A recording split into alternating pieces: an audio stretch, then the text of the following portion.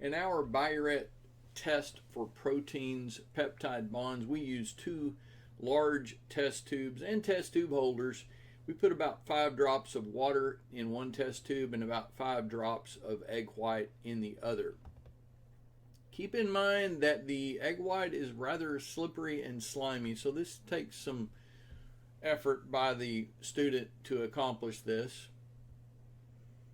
We placed these in test tube racks, and then we added about 5 drops of the biuret reagent into each one, and notice the results. This is pretty interesting.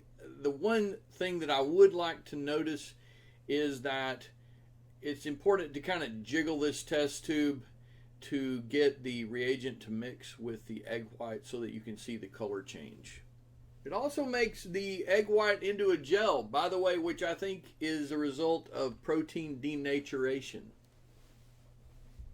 Enjoy. I should not fail to mention that we goggled up, gloved up, and we turned the vent fan on to get plenty of ventilation with this experiment.